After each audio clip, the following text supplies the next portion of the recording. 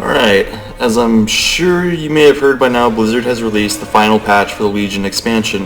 In 7.35, with it came a lot of great content, but probably what I'm most excited about, and maybe some of you are as well, is the new level scaling.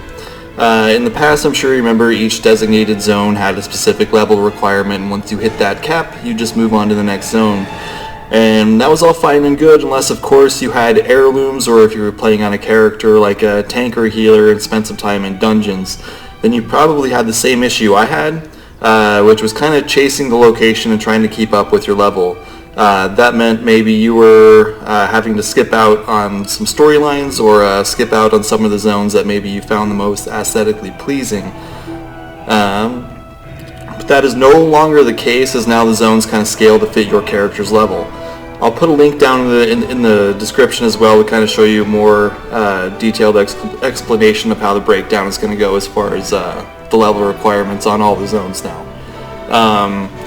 So because of this expansion, I'm going to go ahead and make a new character and kind of roll with it and see what it's like leveling now with the new changes.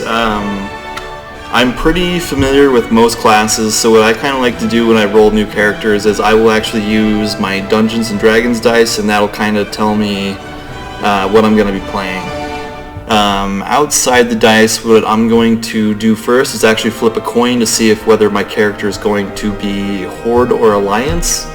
After that, I'm also going to flip another coin for gender of my character. So I'll go ahead and start now. Heads is going to be Horde. Alliance is Tails. And it actually did come up Tails, so we're going to go Alliance on this one. Now I'll go ahead and do gender. Let's go heads for ladies and tails for men. It is heads. So we're going to go with the lady character. After that, on each side here, if you count for human, dwarf, night elf, gnome, Draenei, worgen, and Pandaren. That gives you 7, so the closest die I have to it is going to be the 8-sided dice, or the D8. So I'll go ahead and roll that. If it does come up an 8, I'll just re-roll. And it came up 8. Now 1. Alright, so I'm going to go with the human. Now for this next breakdown for human, we've got 9 different classes that the human's able to play. So I'm going to go ahead and roll the 10-sided dice on this one. And much like the 8-sided die, or much like with the 8, if I roll an 8, I'll just re-roll. If I roll a 10, I'll just re-roll for my class. I got a 2, so looks like we're going to be rolling Paladin, which is actually kind of sick. Not going to lie, that's what I wanted to start with. They're very versatile characters. You can DPS, tank, or heal with them. So that way, if you're leveling up, going through all these dungeons, you won't really get bored of any certain playstyle.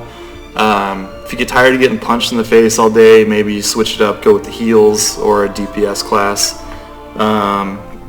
So now we've got that done, let's go ahead and customize.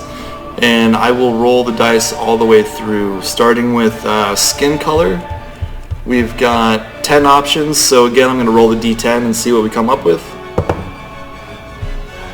It's like a 4.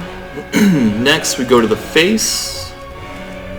Face has 15 different options. So I'm going to go ahead and roll the D20 on that one, I guess, and see what happens. I got a 2. Not a strong roll for a D20. Next, we've got hairstyle. Hairstyle's got 19 different options, so I'll roll with the D20 again. Nat 20, so I'm gonna roll again.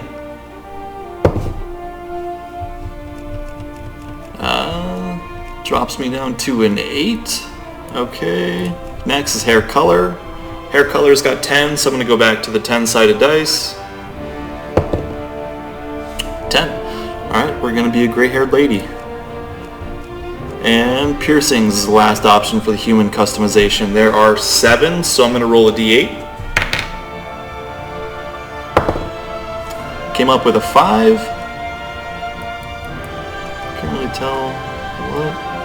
Oh, okay, just some ear piercings there.